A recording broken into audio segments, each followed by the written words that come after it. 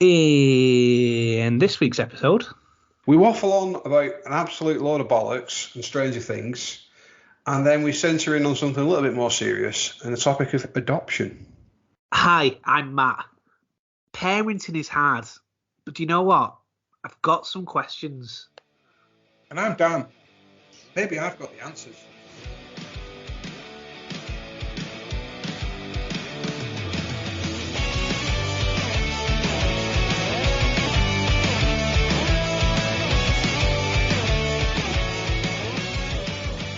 Hi, everybody. Welcome to another episode of Ramblings of Dad Men. I'm, as always, Matt, joined here with Dan. How are you, mate? I'm good. I like how you've now picked up my intro there. I am, as always, Matt. Yeah, we'll just roll with it. It's all good. Almost like a Yoda intro, isn't it? Yeah. That's you, I am. As always. I'm good. I'm a bit tired. It's been a bit of a hectic week. How about you, mate? Oh, yeah, I'm tired. Okay, let's just call it now. Bye, guys. See you next week. Yeah. That'd be an ace to cut in the actual exit music if we were doing that. But it's been a busy week, to be fair. It's cool. Today we've been to a kids party. Somebody who Beck used to work with, her children, birthday party for them. So it was nice to just sort of see a few old faces and mingle again in a real life situation. Bit of housework yesterday, but then otherwise just lots of working, to be fair. I'll address the elephant in the room in a minute. One thing I found out this week, and I'll explain the elephant in the room, what that actually is, but something I found out this week, right? I was watching a reel, and it just pops up, weird things women find attractive that blokes don't know about. Oh, and right, it was just okay. a video of a bloke turning a car, but literally just turning his car with one hand on the steering wheel. And I'm like, right, that's just normal. So I showed it back. I went, the fuck's this all about? She went, oh, yeah. What? She went, oh, yeah, no, every woman loves that. Do you know, this is so fucking weird that you've mentioned that, because I don't drive very often at the minute. Becky A loves driving, but I driven today and we went down to Chester, and we parked up in the multi-story car park, and I did the whole one-handed thing, when you just swinging it around. Just vibing, yeah. And she was like, wow, that was the sexiest thing I've ever seen in my life. I'm like, what the fuck? What? I'm like, this is an actual thing. Where's this come from? Why at 36 am I just just finding this out? Yeah, I thought this was just a Becky thing, but wow, if that's every woman, bloody hell. Do you know what I else? actually found myself just turning my car and then thinking to myself, fuck it, I should just go and I'll film this and just send it to her. Do you know what else Becky likes? Well, this is a good one. Maybe you should do it as well and see what happens. The classic reversing park into a bay. I mean, I did that today and Beck didn't really say anything. Oh no, but Becky did. She was like, "Ooh, put your members in my mouth right now." No, she didn't say that. Public car park love. That's a different kind of film. Yeah. So this must be a thing because it literally happened to me today. It's so weird that you mentioned that. Well, okay. I feel like there's obviously others. There's more stuff out there. I don't know. It had me in shock, as you can probably tell. It blew my mind. Anyway, so that happened. And then all through the last couple of weeks, Becca's been working her way through Stranger Things because I told her that the next release was out on Friday, 1st of July, and I was going to watch it. She sort of seen bits of it. It wasn't really her thing, so I've watched it on my own. But then she decided she wanted to watch it. So I actually sat there and watched every episode with her from scratch, from day one. But it served a good purpose for me because it gave me a bit of a refresher from the earlier series. And then obviously we caught up. She got there just to the right point. She fell asleep through the series 4-part 1 finale. So on Friday, we watched the last of that and then watched the last 2 episodes, which are no word of a lie, fucking films. They're like an hour and 40 and 2 hours and 20 long. I was just going to say, I've heard that they're long things. Yeah. So add in the extra hour that she'd not watched, and then piss breaks, and then getting drinks and stuff. Friday night, I should have said Saturday fucking morning, it was 1 a.m. when we finished watching it. So, yeah, I mean, where are you up to? Have you watched it yet? Can I give you some spoilers? So, yeah, no spoilers. We've got the 2 episodes to watch. So we're up to date, apart from the ones that were released on Friday. Okay. In fact, in fairness, probably tonight we're going to try at least watch, maybe not all of it, but some of it. We were busy on Friday of actually having a life. Like, what? This is something that was very, very new to us, or I could barely remember it. I remember you talking about an episode. Oh God, this was months ago. And one of the first episodes I said is, when did you finally get like a night out to yourselves? And I'm pretty sure you said a year. Well, we made it 7 months. Wow. So me and Becky went out. We went to a gig. It was a band that I used to listen to 20 odd years ago, and they did like a little bit of a tour. So we went to watch them, which was really nice. I managed to get a grapefruit beer, which was immense. But to be honest, that does not sound great. Oh no, it doesn't. But it was very nice. It really was. A couple of really surreal, familiar faces were there that you recognised from, like. Have you ever recognised a person from, like, so I know this face, but I have no idea where and how. And anyway, I'll just get to the point that this person that I recognised turned out to be the old IT stroke librarian at the college that I went to. Oh wow! Yeah, and it was like, I remembered his name. I remembered like just things, and I'm like, I've not seen you since I was 18. Like, that's just weird. So we didn't have a full night without Robin. We left about 7. We left her with my mum, and we got home about 11:45, something like that. So just like had a few hours out. Unfortunately, when we when we got back, we were greeted to Robin still being up, grandparents, like being grandparents as they do, and Robin's just going da da da ba ya ba ba, not slept a wink. Yeah. Fully all awake. And see, that was one of the things that got me and Beck, and it only really became apparent to me when we sort of went on holiday with Beck's brother. Right. And Georgia must have been about 2, but we were quite not rigid. Rigid's probably a good word, to be fair. We were quite regimented with a routine for Georgia. Like, she'd be in bed at certain times. We know she'd get up at certain times. She'd feed at certain times. And the first time exactly what you just said happened when she stayed over somewhere. It didn't follow the pattern, the routine. And that sort of threw her off for a couple of days. Yeah, well, we're feeling these couple of days now. Let me tell you. But we didn't know that we were in that strict routine until we'd gone away on this holiday, and we were like, "Well, no, we can't go out for a drink at night because Georgia needs to be in bed for 7 o'clock." And I'm like, "No, what do you mean 7 o'clock? You're on holiday. We're going to the pub at 7." Like, no. She went, "Well, you will be coming, so she can skip a routine." I went, "Yeah, but you don't quite understand what happens."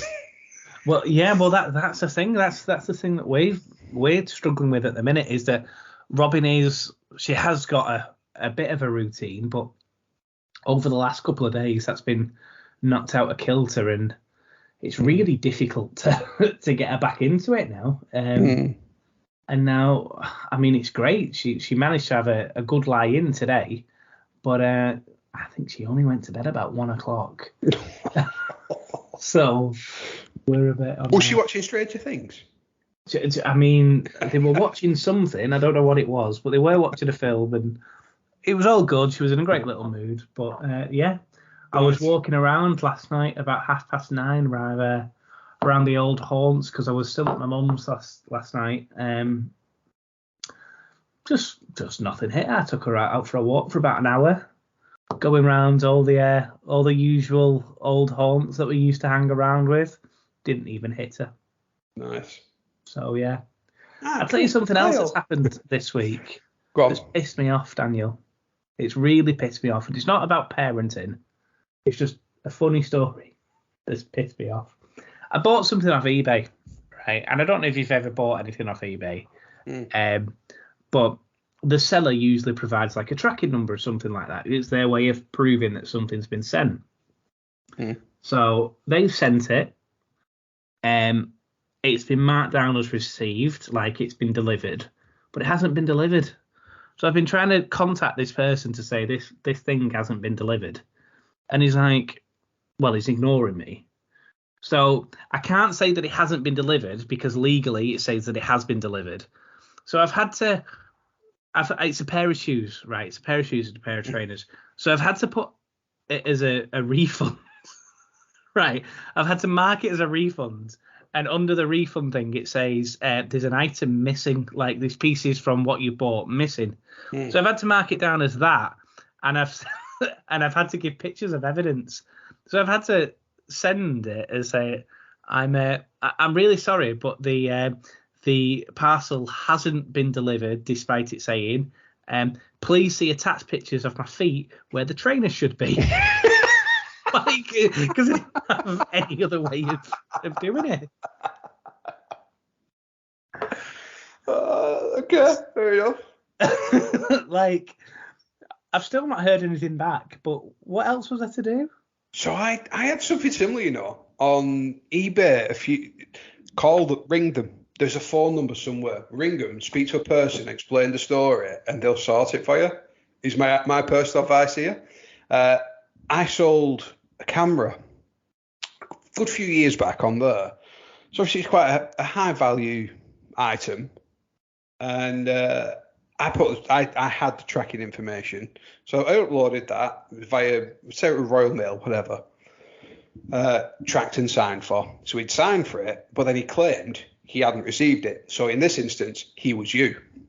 Yeah. He said he hadn't received it, but I'm like, well, this actually shows it has been.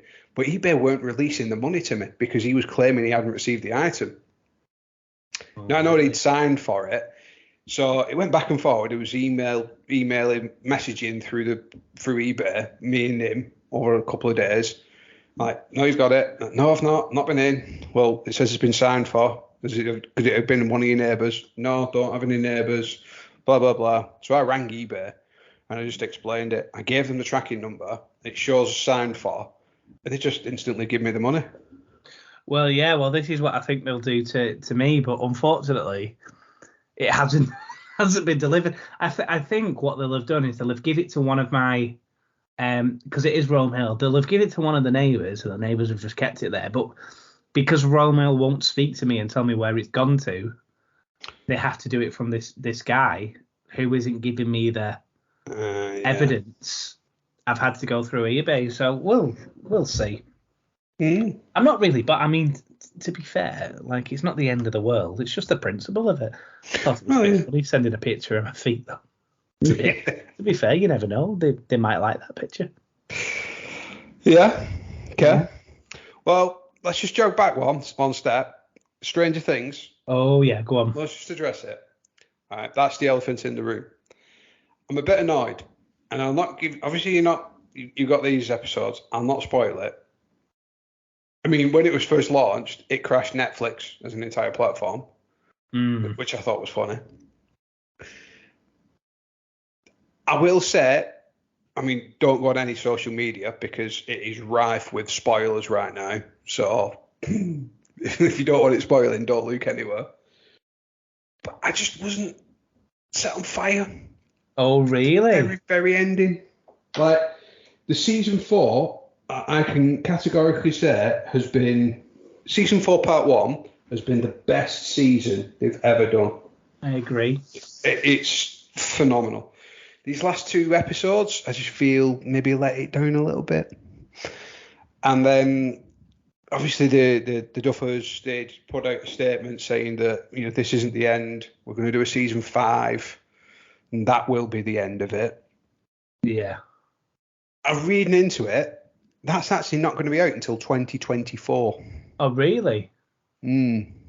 Because the actors and actresses in there have got other recording commitments. The Duffers are going to be doing films. So there's other people doing films. There's a Ghostbusters film coming out December 2023. Oh, yeah, because he's the main guy in it, isn't he? Yeah. I've still not seen that Ghostbusters film, to be honest, but... It's just not as good as the others, but it brings the originals back into it. I mean, yeah, so point being, I was left on a little bit of a precipice of, was I impressed, was I not? Overall, the season was great. But then understanding that because of all these other recording commitments, and then they've got to do post-production and how that whole process happens, it's going to be 2 fucking years before this gets capped off. Yeah. It's really fucking annoying. I can imagine. Yeah, like I say, we haven't watched it. We will watch it. We will get back next week to discuss. Although I don't think this is a spoiler, but I'll tell you what I did find interesting, and you might know this. One of the characters that was in the series that's just come out. This isn't a spoiler, but the gentleman that was in the mental asylum. Yeah. Okay. The actor that played him also was Freddy Krueger. I don't know if you ever picked up on that episode particularly. There was a lot of Nightmare on Elm Street references. Yeah, I did see that, and I saw obviously when season 4 very first starts. Again, not a spoiler. There's references to Paperboy, the opening credit, the opening scenes to not these 2, the bits that you've already seen. So season 4, episode 1, there's a guy on a bike and he's just throwing papers, a la Paperboy. Yeah, the game. Yeah. There's a lot of references to that. I mean, the guy who works in the arcade, he's making reference to popular culture people, other characters in other films, Napoleon Dynamite-esque. I don't know, I just thought certain bits of that, obviously episode 4 hits hard, the Max bit. Oh, yeah. Stuff said. But yeah, then just, I don't know. We'll revisit this conversation next week and after you've... Yeah. Because at that point, everyone in the entire world will have watched it. Yeah. And there's no such thing as spoilers because they're already all over the internet. I have stayed away from everything. I have stayed away from absolutely everything. The listeners can consider this their 1 week warning. Yeah. Kate Bush has enjoyed Stranger Things, though, don't you think? Yeah, definitely. Was she number 2 in the charts? I know she was number 1. Apparently, for a while, she was earning like 250 grand a week from it. I mean, I'd never heard that song. And funny enough, I did see a good meme about it, and it was Kate Bush's head on Marty McFly from Back to the Future on when he's just played Johnny B. Good, and he's like, maybe this is a bit early for you, but your kids are gonna love it. And it's literally, it's so true, isn't it? That song's like as old as us, I guess. Yeah. And it wasn't. I mean, it was a hit, but it wasn't like her biggest hit. That was Wuthering Heights, I imagine, wasn't it? But I think they've definitely done an amazing thing, like with the music, with bringing that into the way that's played a part of that. I just think that the way they introduced that, and again, me rewatching it, I noticed that song in earlier episodes. So that was the theme for that entire season. Right. But it was in episode 1 where they was playing that song. So it was all the way through, but it wasn't until the Max bit that obviously it became really popularized. And I just think that scene, that, you know, a lot of people will have seen that by now because it's been out a month, but it just, everything just fell right, just perfect. You know, the emotion building up to it, the story. Yeah. And then the use of that song and how they did it all. Well, I think that was just perfection. I think that needs to win some awards, just that one episode. Maybe. The last 2 episodes, not so fucking much. If you're listening, fucking get your act together for season 5. Okay, well. Right. Okay, so I'll stop ranting for a bit there. I wanted to. There's a lot of waffle in that and what we've discussed, but I know people that have gone through this process, and a long time ago when we started this podcast off, we put a thing out there asking what kind of topics would people want us to talk about.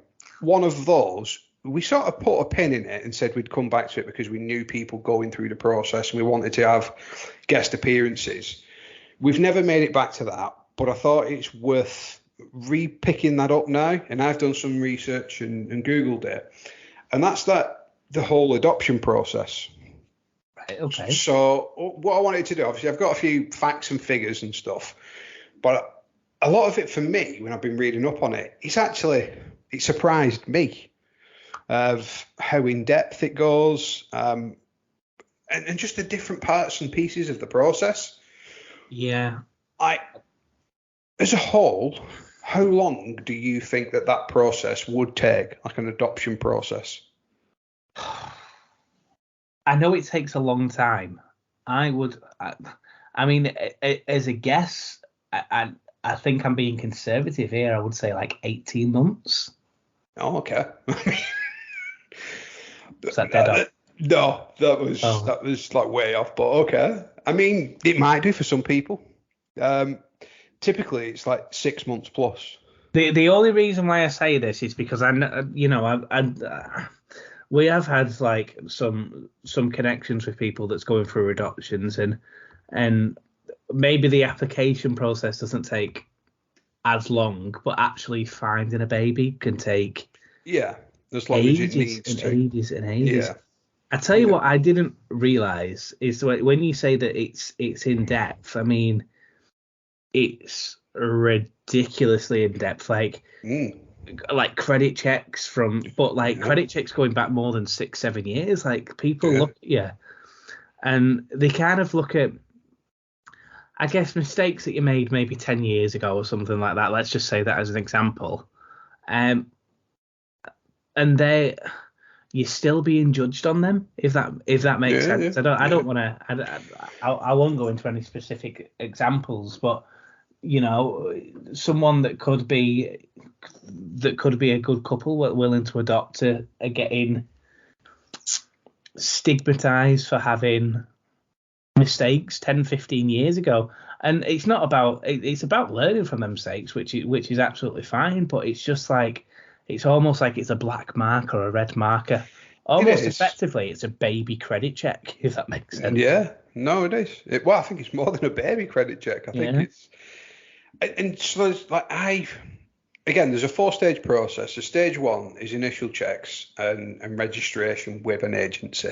And that can take 2 months. That initial checks is going to take some of those, what you're talking about, the credit checks, like initial interviews, chatting to you, discussing your background, your family, your political views, your religious views, everything really, in both individually as a couple and as a couple. And I think that can make a lot of people question even like the relationship of, it's quite an in-depth process. And I don't know, when I started reading up on this, I don't know, it's hard, and I don't want to prejudge. If you just go out on a night out and get someone pregnant or get made pregnant on a one night stand, you don't go through this process.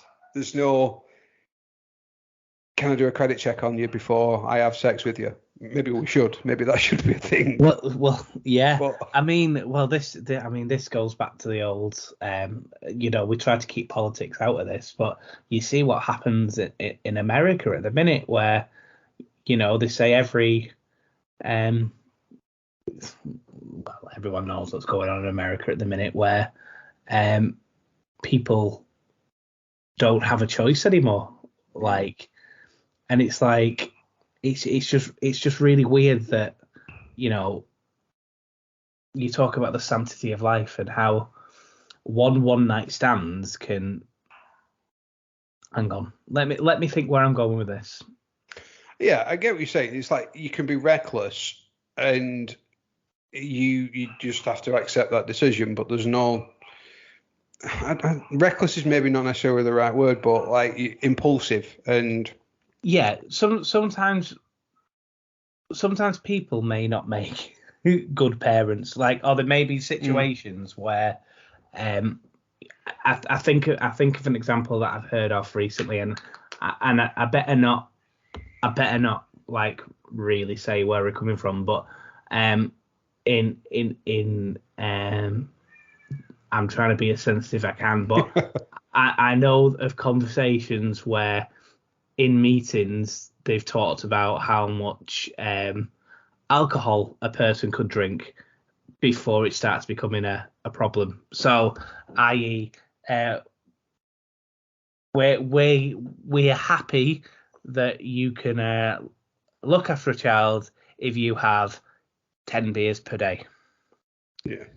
Do you know what? Whereas someone that is going through the adoption process and maybe has 2 bottles of wine a week, you're judged for it. Yeah. That may be judged. Yeah. And you get it's a potential blocker, and yeah.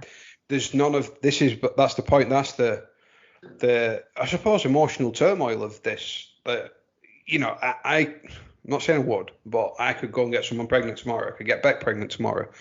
And we don't have to go through this financial qualification process or religious qualification. If only you fucking did. Well, like you'd have. But yeah, that's the thoughts. Again, that's what I'm saying. Like this, I feel, and this is a hats off to anyone who has gone through that adoption process. That's way more intense. But I also, obviously through conversations with people that I know, I sort of understand why. Like, you are being trusted with this person who's already gone through a rocky and unstable beginnings. Yeah. You have to be an absolute rock for them. So I get what you're saying that, 10 years ago you might have become bankrupt. You'll be judged for that, yes. But that won't, have you recovered from that? Have you made good financial decisions over the last 7 years? They need to know everything so they can understand who you are and how you've actually grown and changed. Mm-hmm. And are you actually a good candidate, a stable person right now? So I think the other thing to think about it as well is like what kind of because ultimately it could be a social worker that's making that decision, and what kind of social worker do you get? Like, social worker? It's actually not. So right, okay. Again, so this is where, and great, like that you've sort of thrown that in there. So stage 1 is that 2 month of initial interviews and checks and grilling you and getting everything out of you. But then you go through, stage 2 is 4 months. 4 months of intense training and assessments. Wow. So that's like a training, you meet with people everyone who's in this process, and you go through sessions of talking about how you cope with, maybe you adopt a child that's got an illness and how you would cope with that. If you're a same-sex couple, how would you get a child of the opposite sex who takes that child to the toilet, to the bathroom if you go out? Very intricate things that you don't necessarily think about initially. So there's a lot of that in training. That culminates in what they call a panel, an assessment panel. So your social worker is basically on your side. They get interviewed and go and fight their case to this panel. Then you get interviewed by this panel. And that panel could be made up of social workers, doctors. It's a varied panel of people that will assess you from all sorts of different angles and avenues. But then they make the decision of whether, so it's not necessarily a social worker who's going to interview you, but they take some of those learnings and then they make the panel as a whole, as a collective, almost like a jury. Yeah. Makes a decision on whether you are a good candidate to adopt. If you are, then you move on to stage 3, which is then the agency that you're aligned to then starts to, sort of select children and give you profiles of children. Once you both find a match, both yourself and the agency that you're happy with, that then gets submitted back to this panel, and then they review whether they feel you're a good match. So there's loads of controls in there and processes to sort of protect everybody. And then after that, then there's like a two, once, say for example, green tick, great, you're aligned to this child. There's a whole process there where you go and get introduced to this child in the foster home, into the foster setting. Right. And then the foster carer gradually over a couple of week period hands over certain roles like feeding times, like bedtime routines to you to sort of slowly integrate you into that child's life. And then you set a plan again with the panel, with your social worker, with the foster carer, with everybody of when when this child will move in. And then there's at least a 10-week period after that child's moved in before you can even apply to a court to become a legal parent. Wow. So it's like most agencies actually recommend that you spend at least 6 months with that child on adoption leave. So like you would like parental, like a normal newborn parent, for you to get to know that child and their routine, and that child to get to know you. So it is like I don't know, maybe I've just never thought of it, almost ignorantly, but it's a super in-depth process. Yeah. I'll tell you what I didn't realise about adoption, and this is something I found out in the last 2 weeks or so. It's that there are like private agencies that are involved in adoption as well, and like for example, Bernardo's like is involved in adoptions. When I just thought, well, this surely must be a local authority, government dealing with adoptions of a child. But no, apparently Bernardo's is in there as well. Like I didn't know this, and actually you can go through apply to them as well. Like you don't necessarily have to go through the government. I guess the other things to think about is that most, I guess, adoptions and certainly the people that I spoke to kind of want that experience of having a baby or someone, and that you can go through that nurturing and doing anything from almost the beginning kind of thing. But we've had experiences that we know people that maybe have adopted someone older, like 5 years of age, and made, obviously you don't get that early experience with them, but you've got a real difference into their lives, and you can see them progressing from, it's the little things as well. But I guess that's a difficult thing as well, is that people do want, people do want to be there, and sometimes like people that may be a little bit older miss out. Does that make sense? Like, yeah, the people are going to naturally gravitate, but I think part of that comes in the training as well, and understanding of exactly what you do want and why you're doing it. I think there's probably a lot of soul searching in there, just for that reason, that those older children don't necessarily miss out. But again, that for me, maybe I just always confused the two, but like fostering is almost that temporary situation, that holding pattern until you find a permanent home in adoption. Yeah, well, yeah, because adoption comes with those actual rights, isn't it? Fostering is essentially like a mini. Well, I say a mini job. It's a full-time job, isn't it? It's a sort of job in itself, isn't it? Whereas, but it is so sad that people just get stuck in the system and then. It is, yeah. But again, anybody who's ever adopted and anyone who's ever done the fostering, for me, even just looking into this, personally, I just think there's massive amount of credit that's owed to those people. Absolutely. It's such a selfless thing for them to do, to sort of want to.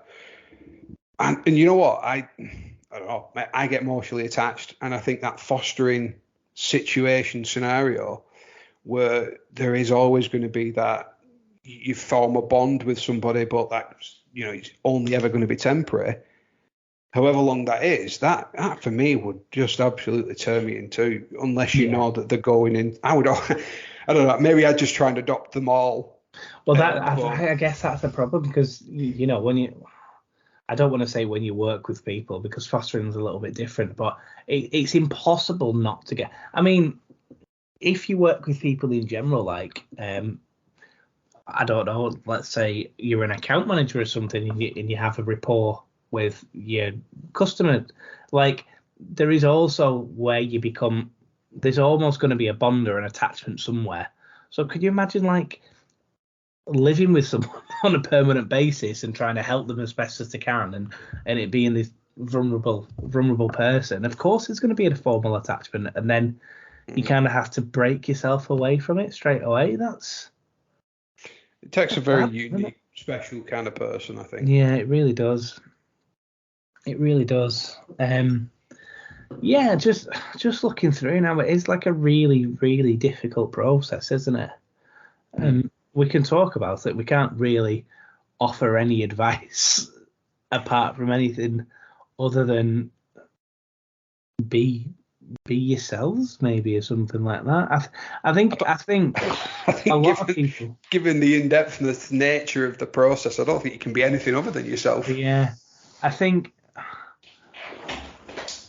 from what I've heard about some experiences as well, is that you may get declined on your first one, and that shouldn't necessarily be a deal breaker kind of thing. It's just a case of maybe there's other things to discuss and do and reapply in 6 months' time or something like that. It shouldn't necessarily be this is a no forever kind of thing. Yeah, that's what it seems to be for me.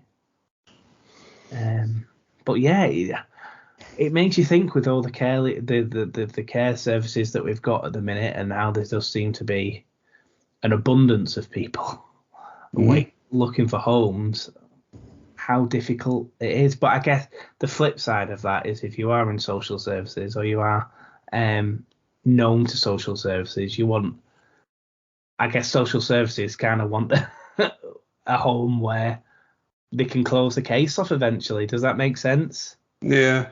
But yeah, they've got obviously the child's best interests at heart, and yeah, like I said, you just want to provide that child that's gone through a period of uncertainty the most stable home foundation. Yeah. Really. Well, right. Something to look into. Well, I don't know about you, but we have rambled on for quite a little bit there, and people that listen to the episode will not know this, but we know this. This is the first time in about 25 weeks that we haven't had to stop recording for 30 minutes. You jinxed it now. Yeah, that's all, folks. Cut off. Yeah. Yeah, we have some technical issues where it means that we have to stop recording after 30 minutes, but we've managed to fix that this week, which So we have. Microsoft have. Well, yeah, thanks Microsoft. Yeah. Well done, Bill Gates. Yeah. Give that man another £1 million. Oh wait, there he goes. I was just going to say that. Yeah, you should have earned it. Yeah, so I guess thanks for listening again, and anyone willing to, that may have a little bit more experience on adoption, if you want to discuss with us, you can come on. Let's not let's open the forum out to everybody. Why not? Why not? We'll do a live or something. But yeah. See you next week. See you next week. Thanks everyone for listening.